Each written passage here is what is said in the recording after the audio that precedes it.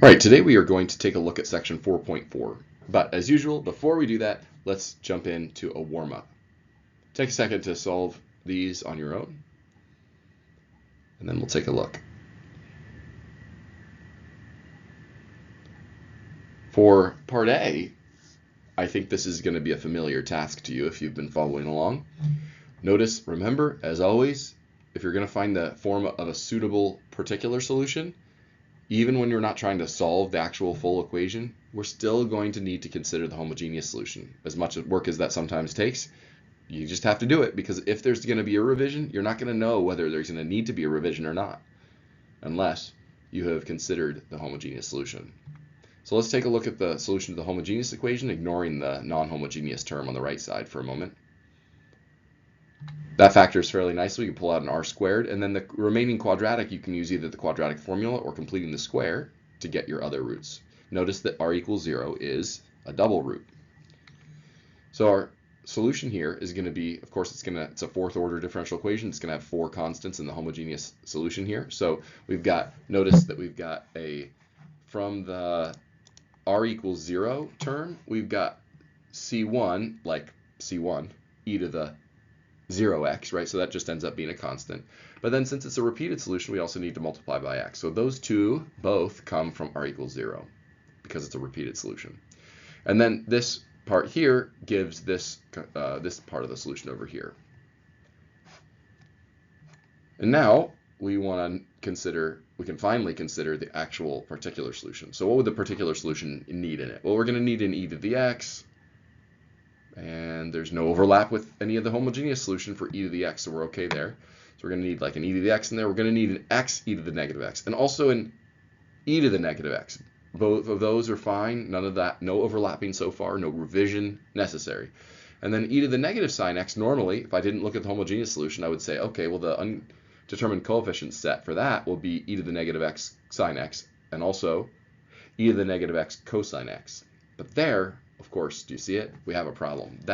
Both of those overlap with these two, and so we need to multiply those by an x. That's why you see an extra x appearing there and there. But everything else in the front side of this is exactly as you would expect it to be. Now, let's take a look at that second part. For the second part, it may be that maybe it's been a while, or maybe you've never seen Cramer's rule at all. So this will be your introduction to Cramer's rule. Are you ready? And I promise this ties into our lesson today in an important way that you'll soon see. So Cramer's rule is quite cool. If you haven't seen it before, it's a way of, there's a sense in which, now this is a simplification, but there's a sense in which Cramer's rule allows you to basically kind of like write down the solution, x equals, y equals, z equals for this system, like immediately. So let's try to do that here. So the first thing you're going to need is the determinant of the coefficient matrix. And I'll just trust that you can take the time to do that work and verify that, in fact, you do get 51. Everyone at this point, I think, knows how to take a 3x3 determinant. So go ahead and do that. Feel free to pause the video and verify that I'm right. So we're going to need that, the determinant of the coefficient matrix. And then the next kind of determinants I'm going to ask you to take, we're going to take three more determinants.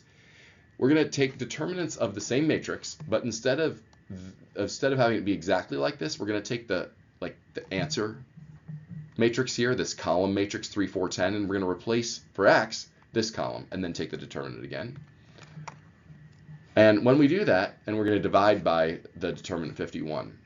And when we do that, in this case, this determinant in the numerator, this kind of modified coefficient matrix, turns out to also come out to be 51. So coincidence, kind of nice, fortuitous that we get 51 divided by 51. So x in this system, x equals 1. Pretty cool. So now, can you already think, if you haven't done Cramer's rule before, you probably already have a guess, though, as to what you think y will be. Well, y will also be similar in structure to what x is, except instead of the first column being replaced by 3, 4, 10, it's going to be the column that's associated with y, the second column. So notice it's the same as this matrix, but with 3, 4, 10 replaced here. Now we take that determinant in the numerator. The denominator still always is going to be this determinant 51. And we get 153, and that is just, again, fortuitously divisible by 51. You're welcome. So we get 3, and then you can already feel free to pause the video and see if you can't say what z is going to be. Well, it's going to take a little bit of work. Conceptually, it's not too bad. You just have these determinants divided by these determinants. But computationally, it does take a second. So I'm kind of rushing through the details, but each of these, if you were to do them, especially if you didn't have a calculator, would take a minute to do. Okay, did you get z? So there it is, our final answer here with Cramer's rule. We get x equals 1, y equals 3, z equals -2. Feel free to double check in the system in all three equations that does in fact work. Now, just a few comments about this for those who haven't experienced this wonderful, incredibly powerful Cramer's rule. You might even be thinking like, well, boy, this is so great. Why wasn't I shown this before, and why don't we just do this all the time? And there are a couple of good answers to those. Like sometimes it's not, in the end, even though it's very simple to write down these things that we just wrote down, in the end, it's actually still a lot of computations, and it's actually really the same number of computations that are entailed by the row reduction method or by the inverse matrix method, if you were talking about matrices, or linear combinations or any of the other methods. It's kind of, in the end, you're going to have to do the same number of kind of multiplications and additions and things like that to resolve your answers. So it doesn't, I don't know, that's one comment. Another important comment is, of course, it should be pretty clear here that this is not going to work if the determinant of the coefficient matrix is 0, right? Yeah, because in each of these cases, we're going to be dividing by 0. So what does that mean if that happens? Well, it means you don't have like a linear algebra person would say that, this doesn't have full rank. It's not linear. These equations are not linearly independent, would be a word that we've used before recently.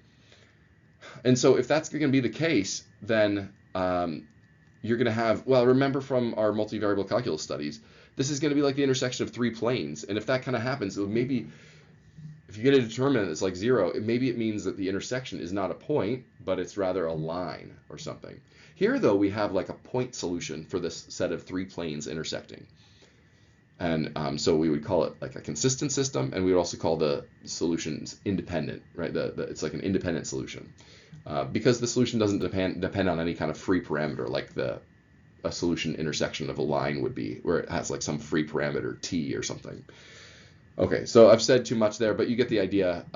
For a 3x3 system, so long as the determinant is some number and not 0, then you're going to get like a point x, y, z, and of course this generalizes to any higher dimension, even if we can't visualize it as well. So I promise again that does in fact tie into our lesson today.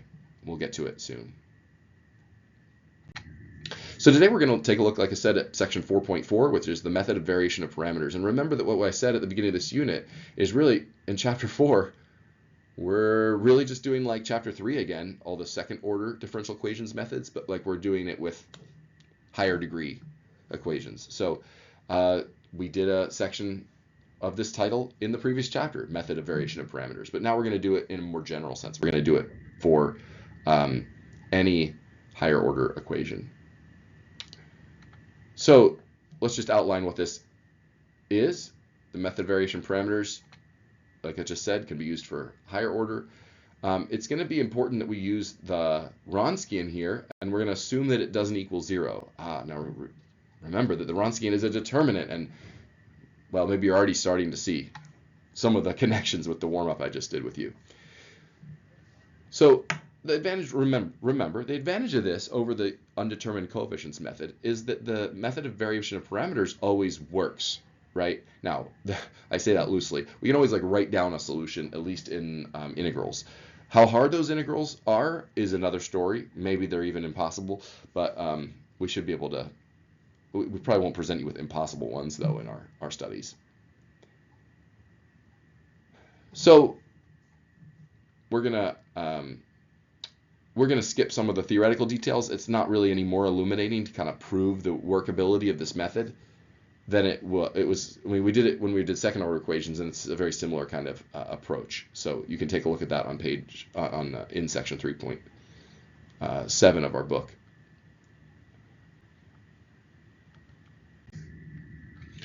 All right, so let's take a look at this example together, and along the way we're going to develop some equations that we can use in general.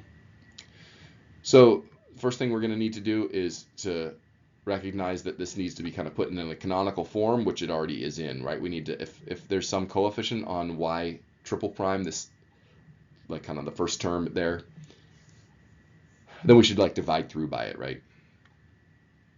And then it's nice, doesn't have to be true, but it's nice that these are constants.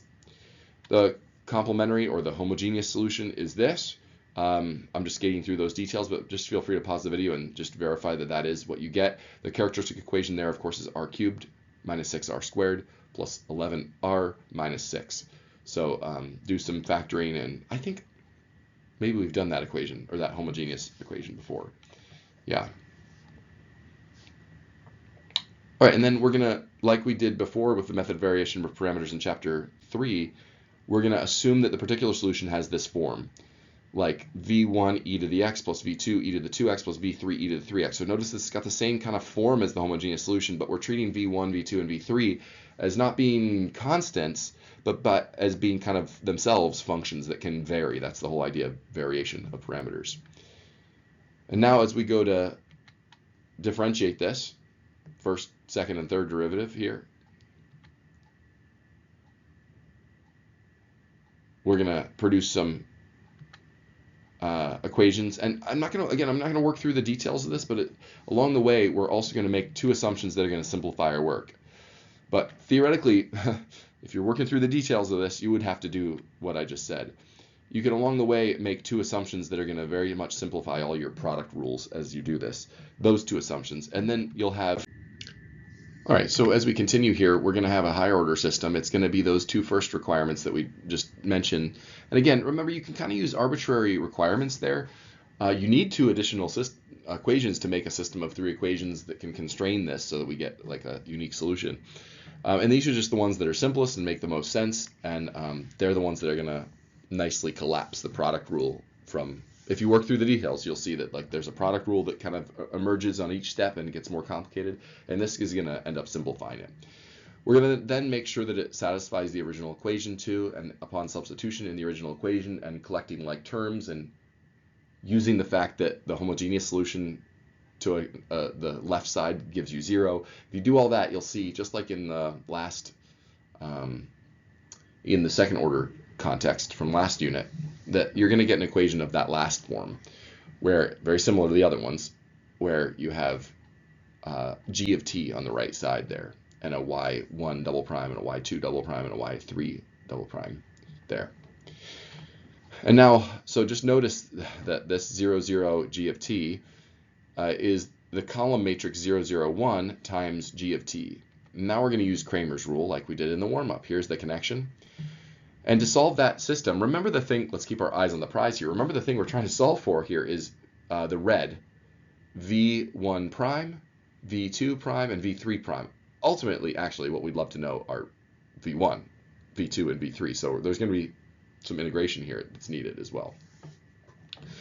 So notice that to find those, we can just use Cramer's rule, where by W here, I mean, oh, well, look at that. The coefficient matrix, which is this right here, it's all the things that are with the things I just mentioned. It's this.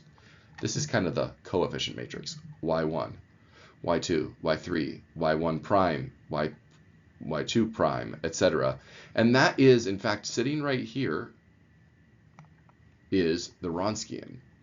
And if we're solving this using Cramer's rule, then we're going to also have this right here, or rather this, if you want to write it either way, you can, as our thing we're going to substitute in for column 1, 2, and 3 as we go to do these. So let's watch that happen, and then we're going to multiply that by g of t, where each of those W1, 2, 3 matrices is the Wronskian just again, but instead it has like a 0, 0, 1 substituted in.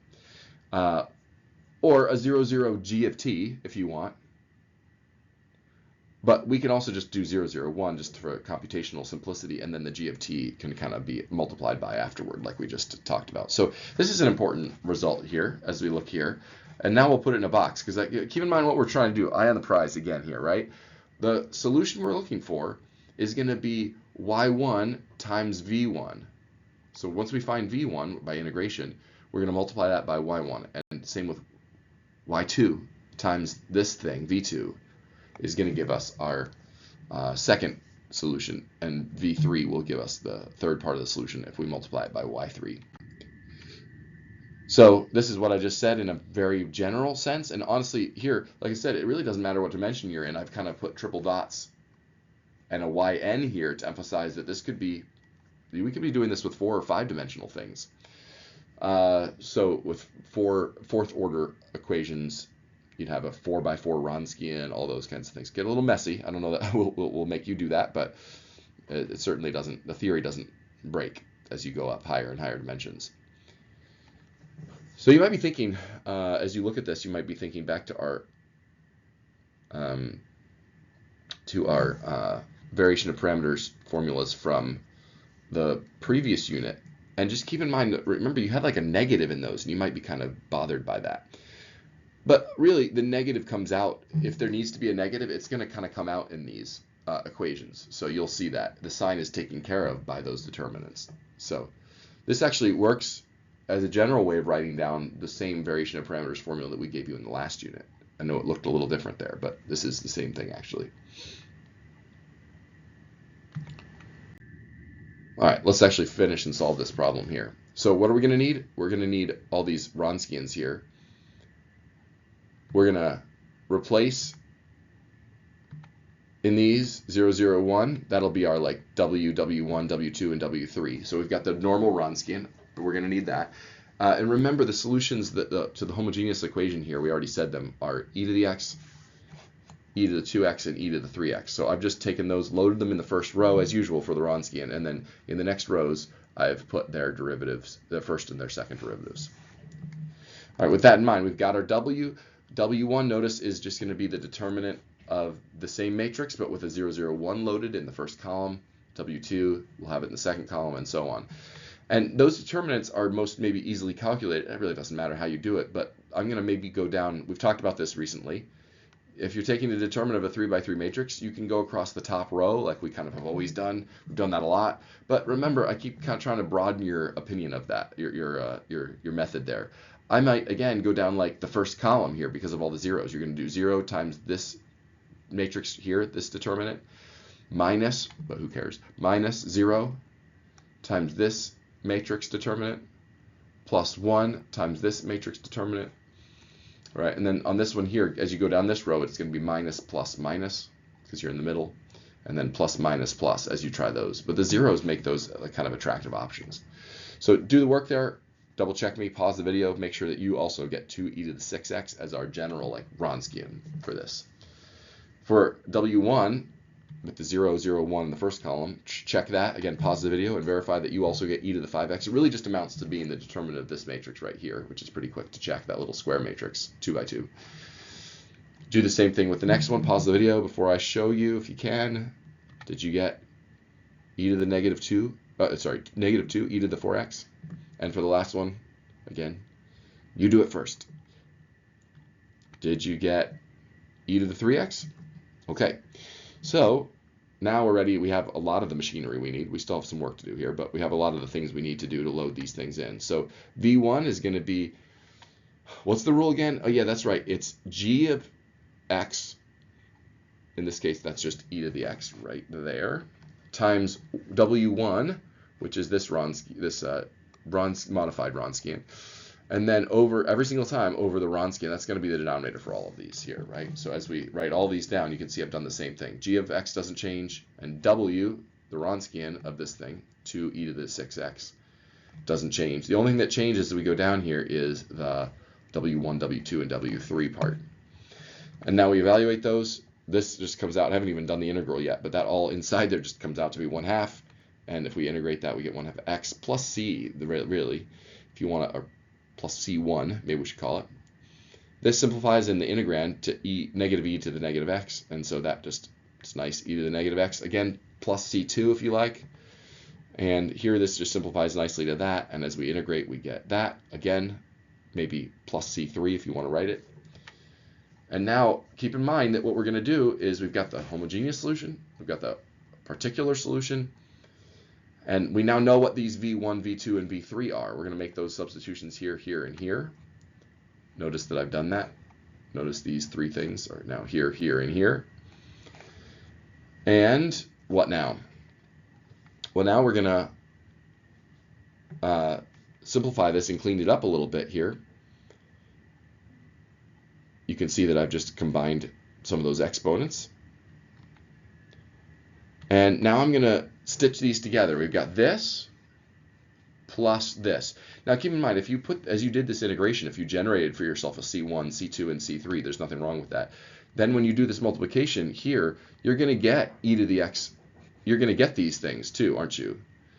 And then what you're going to have now as you go to combine all these is you're going to get, there's the homogeneous solution plus this. Now notice the thing you get here is you're going to get just this. Well, wait a second, Mr. Chase, where'd the other parts go? Where'd this go? And where'd this go? Well, those combine, and e to the x already appears in our homogeneous solution right here. It's kind of subsumed by this constant. It's going to be something times e to the x. Well, we already have a something. So feel free to just kind of let that smush into that constant. That's what's happening with the e to the x terms. So really, in the end, we get quite a nice solution. Okay, let's work through one last example. These are a little bit long examples. So, and also, for now at least, notice the fact that in the last example and also in this example, these are ones that could be used using the method of undetermined coefficients. You'll have to decide which is easier. I don't know. No matter how you slice it, some of these, even though these are only third order equations, as we move up in this chapter to third and fourth order equations, really, no matter what method you choose, there's going to be some complications. It's going to be kind of long. So I don't know. You can be the judge whether you like the method of variation of parameters. Even though it's powerful and kind of always works, it's you know, if you can use the method of undetermined coefficients, you might still do that on a problem like this. We'll see. But then there are other problems that we could present to you that really you'd need to use this method because they're not UC functions. But here, this could be done either method. So what are we going to do? Well, we should start by thinking about the, I guess, we've been using YH. Sometimes we use YC. I don't know, different authors do different things here to talk about like the complementary function. It means the same thing as the homogeneous solution. So anyway, just take a moment if you like to verify that I did that right. This is the homogeneous equation we'll have as its characteristic equation, r to the third minus 2r squared minus 21r minus 18. And its roots will be these things. You'll get this as your solution. I'm kind of skating over the details there because I know you know how to do that. The particular solution then we'll assume we'll have this form with these like v1, v2, and v3 instead of the c1, c2, c3, where v1, v2, and v3 are functions now that need to be solved for. Now we check the Wronskians here. Again, pause the video and feel free to like try to go ahead of me on this. There's just a lot of computation to do, but I think this isn't any less straightforward than the last example in a lot of ways. It's just there's a lot of e to the things to resolve. So notice that I've loaded in here e to the negative 3t, e to the negative t, and e to the 6t into the first row of our Wronskian, and then the derivative and the first derivative and the second derivative are there. And when you go to take this determinant, you'll get this. Again, please feel free to pause and double check me on that. And then we take the Wronskian, Wronskian and modify it so it has this like 0, 0, 1 in the first column.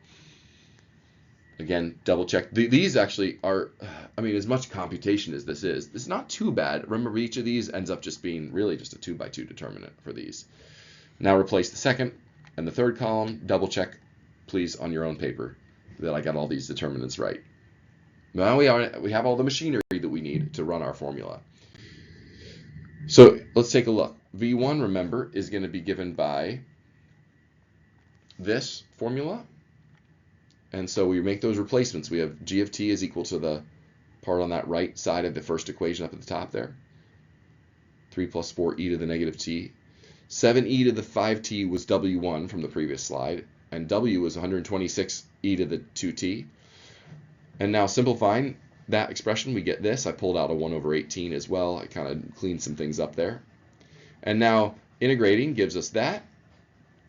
And this time I am choosing to put a C1 in there just to show you that you can do this. You're going to have like a constant. And now V2 will be the same thing, but with W2 instead. Notice that nothing changes here except for the fact that I'm now using W2 that from the last slide. And if we simplify that integrand, we can pull out this constant, and we get something very kind of similar there. We get some exponents doing some nice things. Verify all this, please. This is all just kind of computation, so feel free to give it a try. Again, I'm using a constant here to take that approach and just show that this works too. I'll call it C2. And then finally for V3, I do the same thing again, but with our W3 right here, right there. Simplifying and integrating gives those things. It's a little messy, but you'll see. This will all come together. And now I promise you that I'm going to copy these directly. What I'm about to do is I'm going to take this as my V1, V2, and V3, and I'm going to multiply each of those by Y1, Y2, and Y3, multiply through by our homogeneous solutions. So keep in mind, this was our complementary solution. This is our particular solution. And now our full solution should be our complementary solution, our homogeneous solution, plus this thing. And now in red, I've replaced V1, V2, and V3 with what I just calculated in the last slide using those three integrals. Feel free to go back and double check that I'm right. And now we just need to clean this up. I mean, really, we're already looking at the solution, but we just need to clean this up. And we should also be on the lookout for ways that we can kind of combine any redundancies that there might be, any kind of overlaps with the homogeneous solution that we don't need to mention. So as we clean this up, I'm just expanding each of these out. There's like some distribution that needs to happen here. You'll see that some nice things happen with the exponents. Like, for example, e to the negative 3 times e to the 3t, that's just 0, or rather 1. The exponent will be 0. So anyway, that's just 1 over 18. That's where that came from. This will be 2/18 or 1/9 times e to the negative t. And I've done something similar on all the other sets of brackets here. Okay. And then now in purple, I've highlighted some things that just kind of go away, right? Well, I don't go away, but they can be combined. Notice that anything that has an e to the negative t, we don't even have to add these or resolve that at all. Those are just going to be baked into this C2 constant. So we really don't need to include those. We're really just looking for things that aren't part of the homogeneous solution, things that are actually kind of linearly independent from those that are going to be kind of interesting new solutions. And we do see that with the rest, the constant and the t e to the negative t. Well, boy, I haven't seen those before. So those do get included. And of course, we have some constants to clean up. We're going to have to resolve the 1/18th, the negative 3/14, and the negative 1/26. Those combine to be negative 1/6. You can check my arithmetic. So there's a very nice kind of cleaned up final solution for this equation. Whew. Again, there's kind of like a breathe out at the end of this. It's like, okay, I'm sure could we have done something wrong along the way? There's like a lot of like little computations to make. But this is the method. Conceptually, I want to say that it doesn't seem so bad. I hope you're convinced of that. It's just that computationally it can be a little messy. So again, throughout this video, go back and rewind, pause the video. I kind of talked through this pretty quickly, mainly because the computation is not like very enthralling. But go back through and really I encourage you, even though this is a short video, to kind of double check all the work on your own piece of paper and like spend some time unpacking each of these problems and kind of doing them yourselves. All right, well, that comes to the end of this lesson, and I'd like you to refer you to some other resources, including this last example I just did is taken directly from Paul's online notes. He has a problem like that, although I think I like the final solution that I just wrote just a little better than his. You can go find it and see what you think. And that comes to really, I think this is the last section, actually. 4.4 is actually the last section of chapter 4. So I think we're kind of getting ready for our test here. All right, come see me if you have questions.